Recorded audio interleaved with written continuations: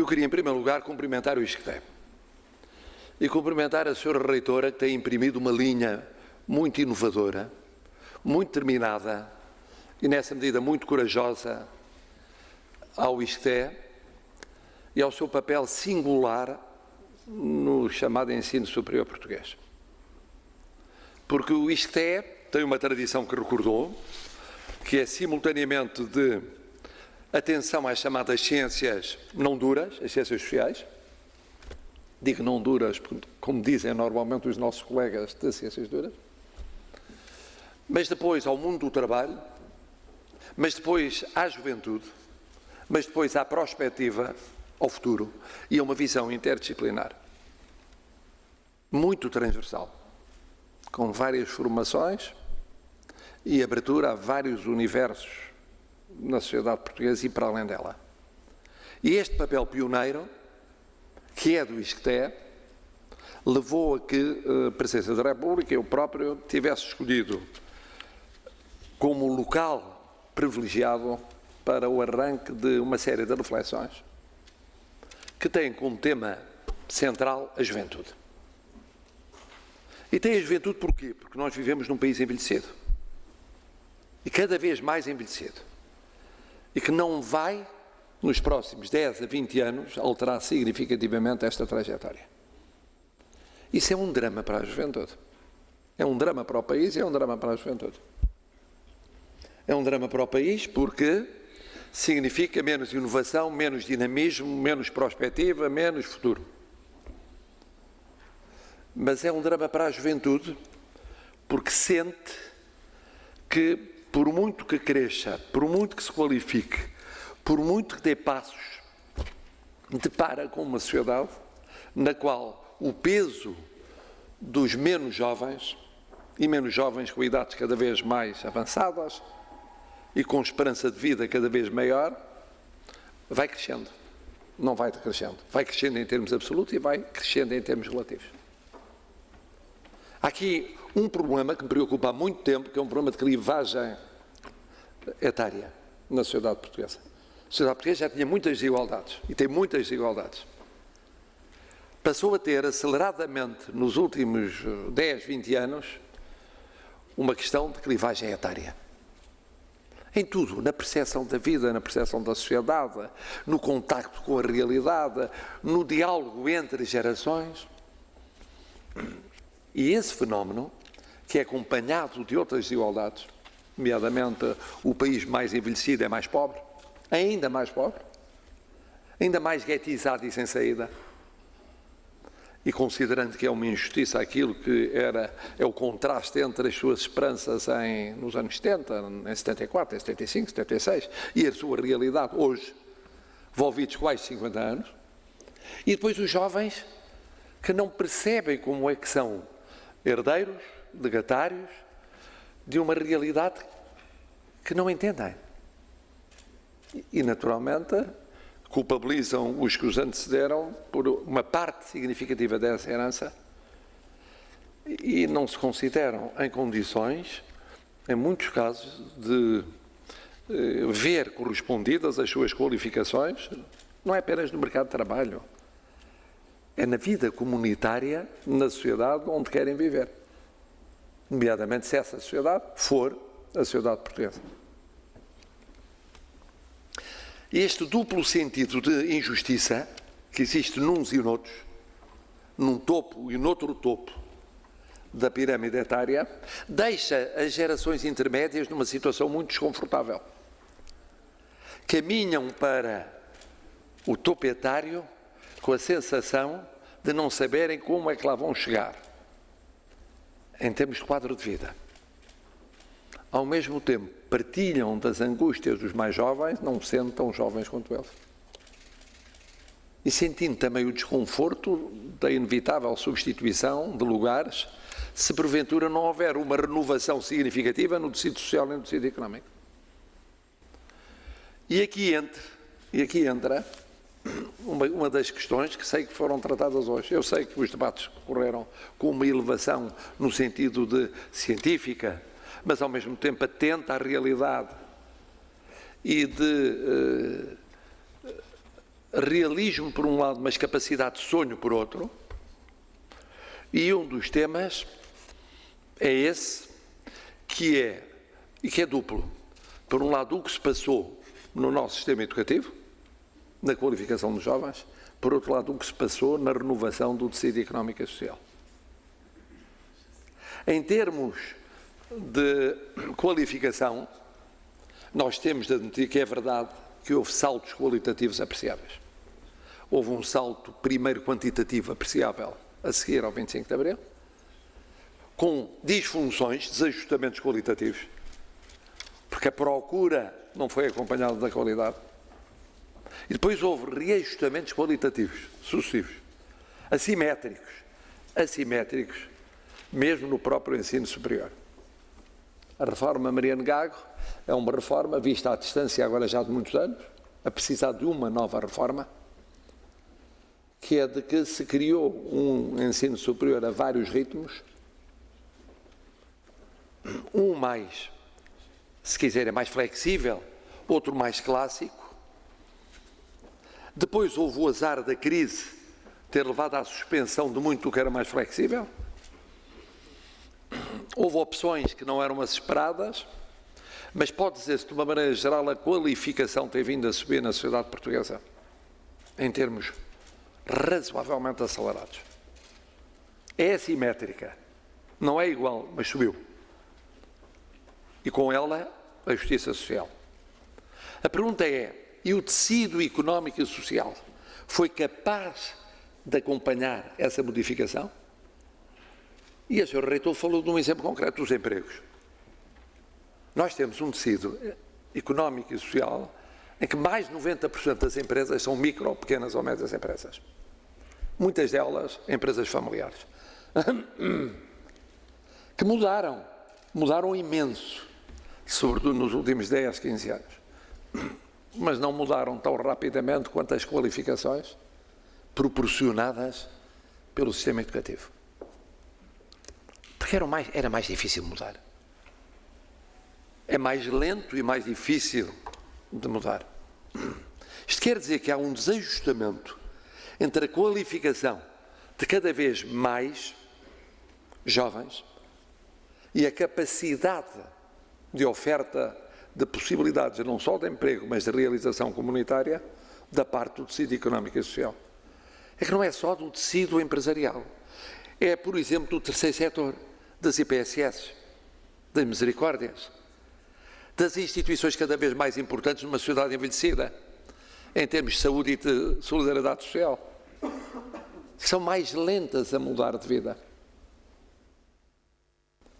E, portanto, acabam por oferecer empregos que são empregos que não correspondem às qualificações de muitos que gostariam de trabalhar nesses setores. Isto acontece no setor empresarial, acontece no setor social, isto acontece no setor público. Dir-se ao setor público, apesar de tudo, reajustou-se mais rapidamente. Foi-se reajustando à medida que havia o atingir de limites etários por parte das gerações vindas do passado. E aí a renovação impôs-se. Pois houve outras renovações que, entanto, ocorreram. Mas não ao ritmo das expectativas dos qualificados para essa mudança. O setor público, ele próprio, teve dificuldade em mudar de vida. E quando digo setor público, é o Estado, mas é também a administração indireta do Estado, mas é também a administração autónoma, é também o poder local. Porque o poder local, que tem mudado em vários ciclos, eu falo disso porque, como autarca que fui, em situações completamente diferentes, fez um esforço enorme de mudança, mas esse enorme de mudança foi sempre atrás dos acontecimentos. Mesmo quando ia à frente daquilo que se esperava que ele pudesse fazer. Ultrapassou as expectativas, mas ficou atrás da capacidade de oferta de qualificações para o que era formado pelo sistema educativo. E daí eu perceba que haja da parte dos mais jovens, percebo que sou professor, fui professor até há 6 anos, e mesmo depois, nos últimos 6 anos, continuei a esporadicamente ter contacto e ter intervenções em escolas. Na minha escola, muitas escolas. E eu percebia nos últimos anos de professor o que eram as angústias dos jovens. Como eles estavam a acelerar a sua qualificação.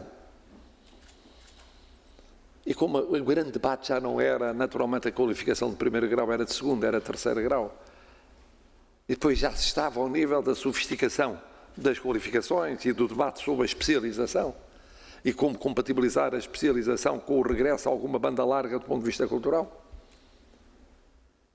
E ao mesmo tempo olhavam para as saídas profissionais, para as saídas comunitárias, para as saídas sociais, para as saídas económicas, para as saídas habitacionais,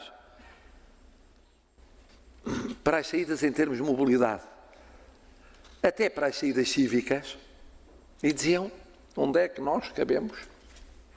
Ao ritmo a que se processa a nossa qualificação, onde é que cabemos dos sistemas existentes? Onde é que cabemos no sistema político? Onde é que cabemos no sistema administrativo? Onde é que cabemos no sistema económico? Onde é que cabemos no sistema social? Cabemos uns. E os outros? Onde cabemos?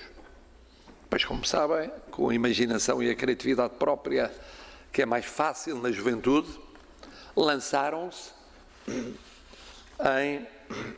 em projetos pioneiros. Lançaram-se em projetos pioneiros. O que são as startups, o que são os unicórnios, o que são as micro-iniciativas sociais, o que é a potenciação do voluntariado, com maior ou menor expressão, mas com enquadramento muito fluido, em termos jurídicos e funcionais, arrancaram e foram por aí.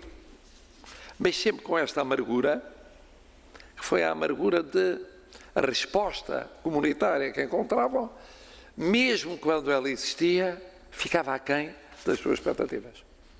Ora bom, é neste contexto que nós tivemos duas crises sucessivas. A crise da Troika e a pandemia. E se a crise da Troika já foi para os jovens o começo de uma onda migratória e a afirmação de uma onda migratória de dimensão muito superior àquilo que muitos esperavam, levando a uma migração diferente, porque é uma migração mantendo redes e criando novas redes, indivíduo, muito mais móvel, muito mais flexível do que as migrações dos anos 70, 80, mas sobretudo 60 e 70 do século passado, e dando origem a comunidades migratórias muito diferentes. Um exemplo paradigmático é o Reino Unido, onde ao lado de uma comunidade clássica, pequena, surgiu uma comunidade enorme de qualificados, jovens, que têm 10 anos, que têm 12 anos, que têm 6 anos, 7 anos, mas podia falar-se noutros países europeus e noutros países não europeus, e logo a seguir a essa crise veio a pandemia. Praticamente na ressaca, isto é, no começo da recuperação da crise da Troika. E a pandemia foi o que nós sabemos: fechou, cortou, paralisou, bloqueou. Foi quase incompreensível, devo dizer, pela sua natureza tão diversa e tão inesperada. E depois trouxe consigo mais uma outra realidade, que é restrições ao comportamento normal, e em muitos casos restrições a direitos, coisa que os jovens não estavam habituados a ver no quadro da democracia. Por quanto tempo? De que maneira? Com consequências nos projetos de vida. E quando se pensou em 2020, no verão de 2020, na transição para o outono, que tinha passado, não passou, veio a pior parte. E quando se pensou que a transição para a endemia ia ocorrer pacificamente na primavera, entre a primavera e o verão de 2021, verificou-se que o fenómeno era mais complexo e que noutras sociedades, nomeadamente europeias, a vaga que avançara do Ocidente para o Oriente parecia permanecer ou reaparecer do Oriente para o Ocidente ou simultaneamente em várias sociedades. é uma realidade que estamos todos a encarar neste momento, não a minimizando, mas não alarmando a propósito dela. Tendo a noção exata de que a vacinação fez a diferença, que fará cada vez mais a diferença, avançando ao ritmo mais acelerado que pretendemos, e que não ganhamos em estar a potenciar aquilo que é um fator, já ouvimos, de descompensação das pessoas e de desestruturação das instituições. Nós experimentámos isso e vimos isso, o efeito disso. Não temos a noção exata de todo o alcance desse efeito, mas sabemos que ele existiu. Na saúde mental, existiu na mobilidade, existiu nos projetos profissionais, existiu na reaprendizagem, na utilização do digital, existiu naquelas atividades que por natureza são mais presenciais para dar sentido às instituições. Ora bom, isto veio, de alguma maneira, num momento em que se pretendia lutar na sociedade portuguesa contra a precariedade, nomeadamente do emprego jovem, veio aumentar aquilo que verdadeiramente alguns já chamam como precariado. Precariado. Uma junção entre proletariado e precários. Entre o empobrecimento provocado ou agravado pela pandemia e a precariedade em termos profissionais. Juntam-se os excluídos do mercado de trabalho tradicional, migrantes e jovens, que apesar de serem altamente qualificados, não têm trabalho, não têm oportunidades de carreira nem perspectivas de futuro, à medida do que tinham previsto ou tinham sonhado. Pessoas que vivem de empregos casuais, geralmente mal remunerados, sem benefícios sociais ou com poucos benefícios sociais, sem acesso à rede de proteção que foi oferecida a outras gerações pelo emprego estável e não precário. O reforço destas tendências com a pandemia e a dificuldade de introduzir fatores de previsão no tecido económico e social torna o momento que estamos a viver num momento particularmente difícil. Mas é em Portugal como é em todo o mundo. Nós vivemos dos momentos, eu lembro-me de fazer análise política e social há 50 anos, e poucos momentos encontrei parecidos com este de imprevisibilidade tão grande. Há imprevisibilidade na geopolítica dos grandes poderes, a desaceleração da economia americana, a dificuldade de arranque da economia chinesa, que produz para o mercado interno, mas não recuperou a capacidade de exportação, a dificuldade em várias economias europeias, mesmo as mais avançadas, em retomarem de uma forma contínua aquilo que eram projetos a médio e a longo prazo. E esta imprevisibilidade relativamente ao médio e longo prazo, para o tecido social como um todo, para o tecido económico, empresarial, é de facto um problema sério. É um problema sério. O abrir, o fechar é um problema sério. E é um problema sério também para as instituições educativas. Os jovens têm sofrido com isso. Apesar dos dados de resiliência e de recuperação, os dados mais recentes do Observatório de Emprego Jovem e do Banco de Portugal mostram que o desemprego entre os 16 e os 24 anos continua mais elevado do que aquele que encontrávamos depois da crise de 2008. Estamos acima de 20% para 16% antes. Apesar da resiliência e da recuperação, continuamos a ser um país em divergência com as médias europeias no que diz respeito ao emprego digno na juventude e oportunidades a oferecer, como demonstram os relatórios da Organização Internacional de Trabalho e os dados mais recentes do Eurostat. 47,9% dos contratos de trabalho em Portugal entre os 15 e 19 anos são temporários, versus 35,6% na média europeia. Apesar da recuperação, temos um número elevado de jovens na EET, os que não estudam nem trabalham. 12% entre os 25 e os 30 anos não estudam nem trabalham. isto é um problema porque trata-se de falar de jovens que estão, teoricamente, no fim do seu percurso académico. Isto depois tem consequências. Tem custos para toda a sociedade. Não é custo só para os próprios, é custo para a sociedade. Uma sociedade de empresas descapitalizadas, uma taxa de pobreza crescente, problemas de coesão social. Eu diria mesmo, com o fosso intergeracional, um problema mais para a coesão social.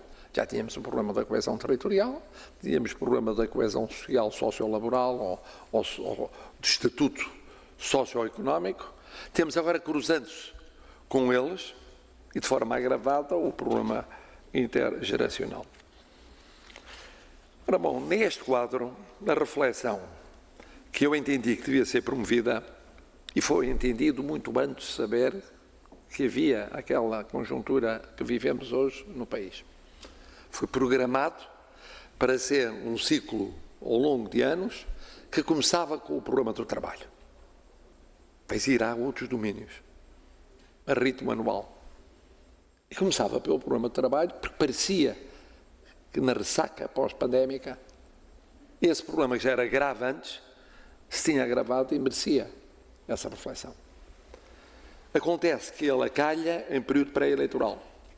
Não era a ideia, não é um drama, porque significa objetivamente chamar a atenção para os jovens, para a posição dos jovens e para alguns efeitos sociais óbvios do período pandémico que vivemos e de transição da pandemia para a endemia que ainda estamos a viver. E faz sentido. Faz sentido que não sejam escamoteados esses problemas. É evidente que depois perguntar-se-á, mas o sistema empresarial tem conseguido corresponder à expectativa dos jovens? Eu já vos disse. Não apenas o sistema empresarial, como o sistema social, como o sistema administrativo, têm tido dificuldade em responder. Porque eles próprios estão largamente desestruturados. Foi notável a capacidade de reação e de resiliência do tecido social, já tinha sido na crise da Troika, e do tecido empresarial. Mas uma coisa é resistir, outra coisa é inovar. Uma coisa é resistir, outra coisa é ter ainda energias para mudar. Em muitos casos houve. Por exemplo, em setores de exportação, houve uma diversificação de mercados. Em setores de exportação, houve uma reavaliação daquilo que era o clima económico em que se trabalhava antes da pandemia. E houve uma resposta durante a pandemia. Uma boa parte da indústria de exportação conseguiu responder. Os serviços, alguns, nem todos, o turismo não conseguiu. A restauração, parcialmente. O comércio, numa parte, mas não total, porque uma boa parte do comércio tinha a ver com a procura interna e não com a procura externa. Uma parte da agricultura, sim, ou da agroindústria, porque estava vocacionada para a exportação. Tinha-se ajustado a quando da crise da Troika.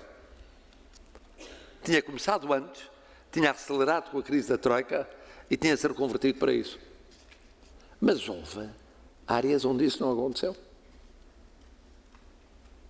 E mesmo onde aconteceu, não foi acompanhado necessariamente a criação de emprego qualificado à medida daquilo que eram as expectativas dos que saíam com qualificação. Tudo isto se passou muito rápido e ao mesmo tempo. O problema destes períodos de transição, como aquele que vivemos, e de indefinição, é que são às vezes os períodos fundamentais para fazer grandes opções de fundo, mas são aqueles em que é mais difícil fazer opções de fundo. As opções de fundo feitas nesses períodos têm virtualidades enormes, porque antecipam-se depois à fase de recuperação ou reconstrução. O grande problema é ter a perspectiva de médio e longo prazo. Caso típico das alterações climáticas, que é uma das vossas causas e das nossas causas. É óbvio o que é preciso fazer a pensar no médio e longo prazo. É óbvio que tem custos enormes no curto prazo.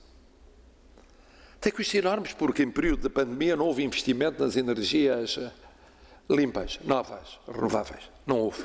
Parou tudo. Porque durante esse período houve a expectativa da sobrevida das energias clássicas. Já agora vão viver mais um pouco. Terceiro, porque durante esse período se aproveitou para fazer reformulações no domínio energético, que tiveram como consequência desajustamentos entre a procura e a oferta. Porque isso significa este desajustamento, a quebra de circuitos de distribuição durante um período, ou de circuitos tradicionais, significa o encarecimento de matérias-primas e o encarecimento da energia. O que, sobretudo em sociedades envelhecidas, significa para os setores mais envelhecidos da sociedade o seguinte: é evidente que daqui a 15, 20, 30 anos, ou nós optamos hoje, ou chegaremos lá em condições dramáticas. 15, 20, 30 anos vão para além da minha esperança de vida. E eu, no dia a dia, defronto-me com opções de curto prazo de sobrevivência. E esta gestão, que por exemplo nos países da Europa do Sul é muito evidente, porque são países envelhecidos, e nos quais houve depois fatores exógenos que agravaram o quadro energético, colocam aos decisores políticos a questão: não podem ceder em relação às opções de médio e longo prazo, têm de encontrar paliativos para os problemas de curto prazo. Por quanto tempo? Não se sabe. Porque é o tempo que dura não apenas a transição da pandemia para a endemia, mas também a renormalização de quadros de curto prazo que estão neste momento afetados. Por isso eu vos disse logo no início que a posição dos jovens é sempre mais difícil em sociedades mais envelhecidas, como é o caso das sociedades da Europa do Sul. Nenhum deles, dos mais acentuados, o caso português. Há piores, mas não há muitos mais do que nós. E, portanto, no fundo, daí o grande apelo do outro tema que foi aqui tratado, que é o das qualificações.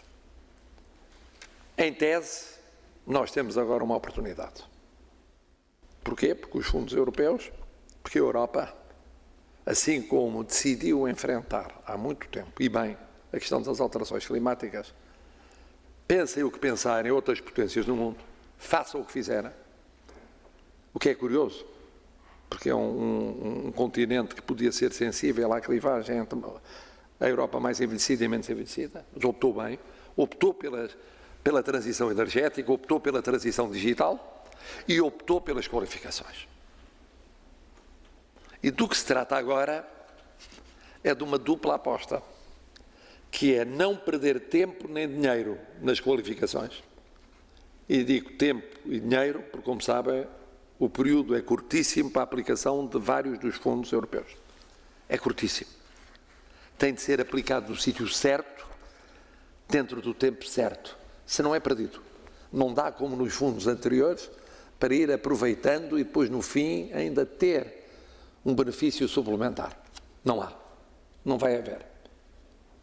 Provavelmente o que haverá é um escrutínio muito atento da Comissão Europeia quando aos fundos utilizados. De tal forma foi inesperada a opção feita neste momento por causa da pandemia, contrária àquilo que era a ortodoxia financeira da União.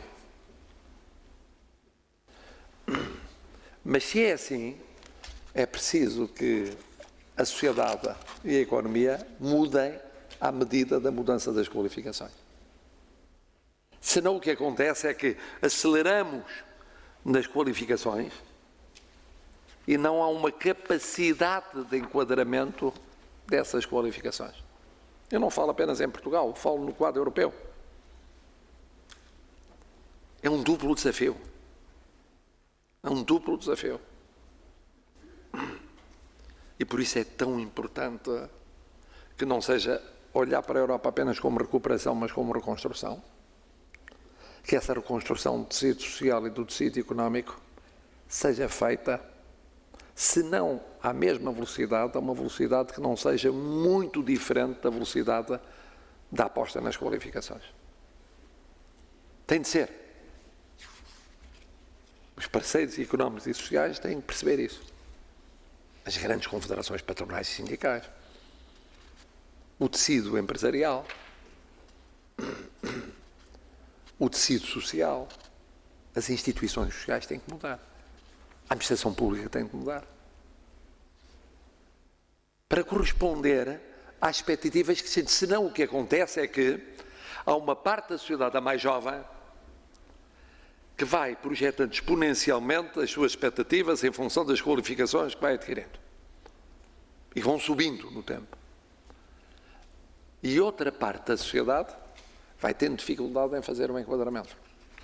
Não é possível. Há um momento em que há um choque. Há um choque. Há uma ruptura comportamental. E, portanto, mais vale prevê-la, antecipá-la, a ter de ir a reboque dela para a enfrentar em perda. E daí, aquilo que são pontos fundamentais, que eu tinha pensado dizer-vos, mas já perceberam que depois acabei por improvisar largamente na base do que tinha pensado dizer. Mas a primeira é óbvio, que isto é um desafio para o sistema educativo. Eu fui professor, ou melhor, sou até morrer professor. Mas fui professor ativo. Eu via o que custava a alguns dos meus colegas, assim um bocadinho menos jovens, perceberem a velocidade acelerada das mudanças em matéria de qualificação. É outro mundo. Funcionavam ainda naquilo que era o ensino superior 2.0.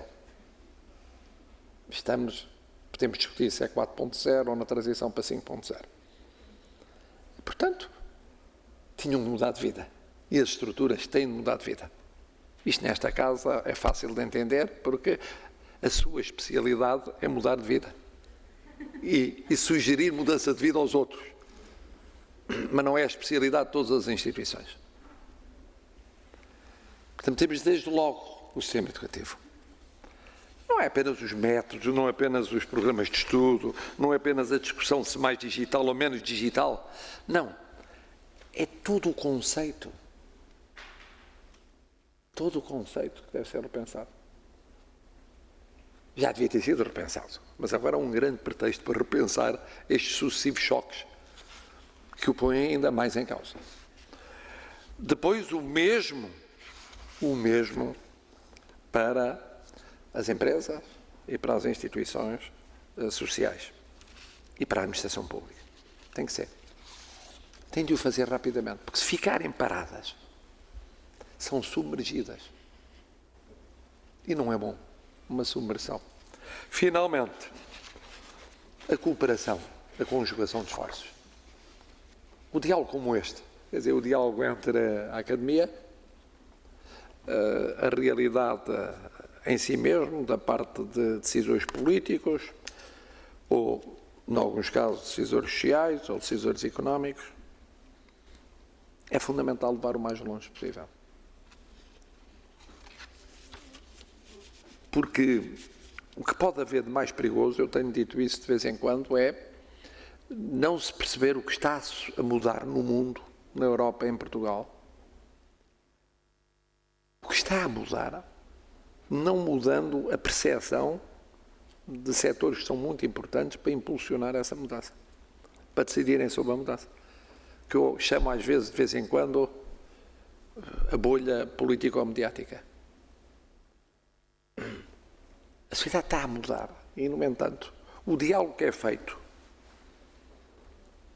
na superfície das coisas, muitas vezes é mais do mesmo, na forma e no conteúdo. Já não cola a realidade, já não diz nada à realidade. A realidade é completamente diferente. E a realidade não é apenas daquilo que nós sabemos todos os dias, dos nómadas digitais, dos inovadores, dos empreendedores, dos migrantes, dos refugiados, novos, menos novos, daquilo que criam de desafios diferentes, completamente diferentes. Completamente diferentes. Há uns que se negam a ver isso, como sabem. Uma parte dos populismos negam-se a ver isso. E reagem negativamente a isso. Negam a realidade ou então querem fechar-se, geram bastiões, a defender aquilo que nunca existiu. Só existe um imaginário dos que têm essa posição defensiva. Nunca existiu um português puro, nunca existiu um europeu puro, nunca existiu um mundo perfeito e feliz, nunca existiu uma sociedade sem problemas. Não. Querem construir o futuro às arcoas. Outros não. Outros percebem que é preciso mudar, mas já não têm energia para mudar. Os esquemas, as estruturas estão instaladas, é difícil mudar. E aí é que está o vosso papel. O papel dos mais jovens, penso eu, é forçarem a porta. É forçarem. Forçarem fazendo, forçarem inovando, forçarem lançando, forçarem discutindo, criticando, com a maior amplitude possível de vistas. Porque numa sociedade que tendencialmente é conservadora porque muito envelhecida, há que fazer uma grande força para os fatores de inovação poderem ser sustentáveis. E o objetivo destes debates é esse. Quer dizer, não é o Presidente da República chamar assim poderes para além daqueles que a Constituição prevê, não. É chamar a atenção para certos problemas que já existem, alguns deles já existem há bastante tempo, e que têm que ser equacionados. E se de repente se descobrir que no debate público não se dá importância nenhuma a eles, há qualquer coisa errada. Sim, há qualquer coisa errada. Quer dizer que se está a debater questões, por importantes que sejam, que não são todas as questões importantes. Há questões muito importantes e de futuro que têm de ser discutidas e têm de ser assumidas. Foi isto o objetivo. Vamos continuar. E vamos continuar logo possível no ano que vem, com outro tema. Retomaremos em tempo oportuno a questão do trabalho, porque há que insistir nela. Há que insistir nela. Estes próximos anos são anos em que temos oportunidades que não teremos depois, sistematicamente, em termos de fundos europeus, para mudanças. Vamos ver se é possível introduzir algumas dessas mudanças. A começar na mais importante, que é a mudança de mentalidade. Que é mais difícil de mudar, é a cabeça das pessoas habituadas a pensar de uma determinada maneira e não percebendo que o mundo mudou e eles estão parados a pensar como se o mundo fosse o mesmo que era há 40 anos, há 30 anos, há 20 anos. Então. É, aliás, a melhor maneira de celebrar o 25 de Abril e a democracia. É justo celebrar evocando e agradecendo àqueles que tiveram esse papel no passado, ao longo dos vários passados. Acho que é muito mais importante, garantindo uma democracia que fale futuro e não fale apenas passado. Foi este o objetivo. Uma democracia em Portugal que fale futuro e que não fale apenas passado. Obrigado.